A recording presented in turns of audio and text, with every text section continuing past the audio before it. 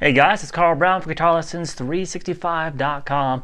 Today we're going to learn how to play Lean On Me by Bill Withers. So we're taking the piano parts, putting them on guitar, so that's always going to make for some rather challenging parts if you really want to try to recreate all the notes that are happening on the piano. So that's what I'm trying to do here. So I'm not doing the most simplified version. You can find other versions, I'm sure, that are more simplified.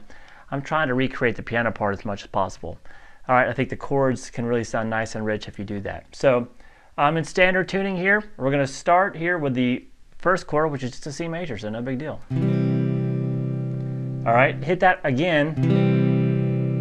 Then we're going to grab a D minor chord, but we're going to do it a little bit differently than you might have done it before. We're going to have the 5th fret on the D string.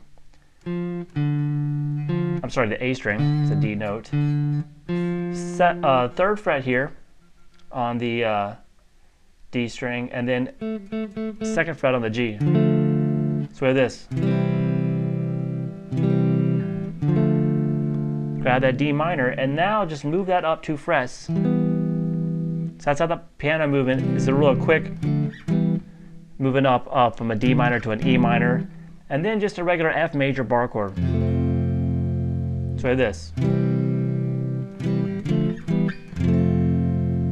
Now reverse that. F to the E minor, D minor, and the C. So this.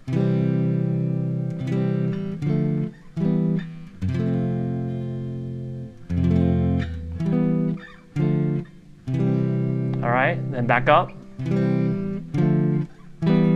Now instead of going to the F here, we're going to go to this.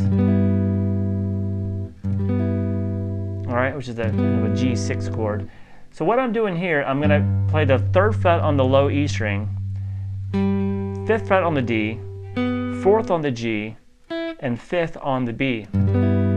That A string is muted by the bottom of my index finger. So you can just strum across all the way to the 2nd string.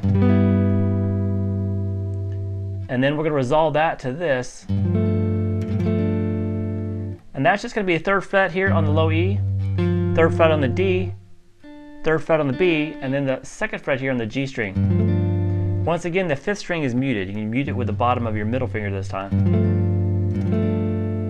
So we have this. Pretty challenging.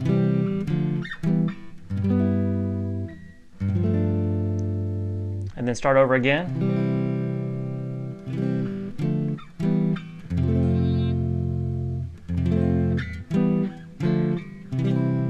And then this time, we're going to end it with just this. It says G dominant 7 chord. You can play it like this. All right, so it's just, I'm just using the same strings though, just so it does sound kind of uniform. 3rd fret here on the on the G note, which is the low E string. 3rd fret on the D string, 3rd fret on the B string. And then your little finger is going to play the 4th fret there on the G. Muting that A string again, so we have this. And resolve that to the C major. So I'll play through all that real slow.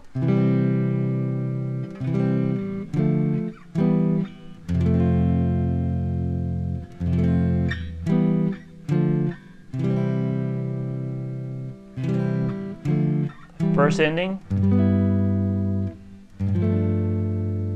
Now again.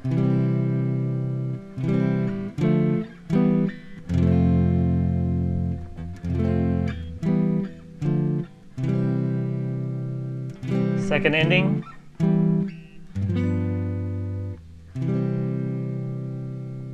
All right, now we have the next part, which is kind of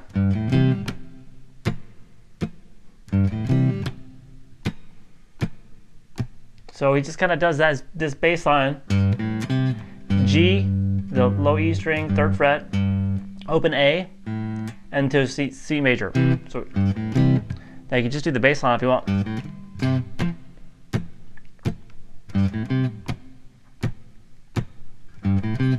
Or you can just, I like to hit the C chord on the last note. All right, so after he does that for a while, then he has this.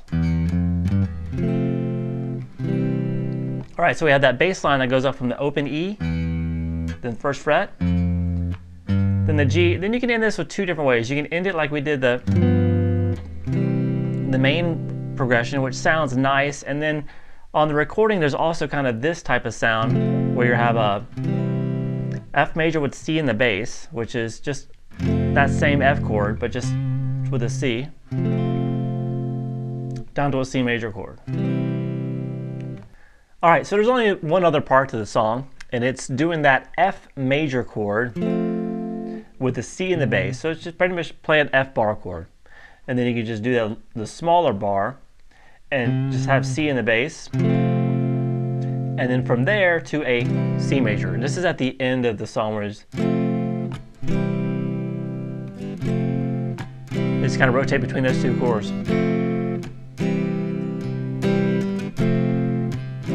We kind of do it all the way through the end of the song.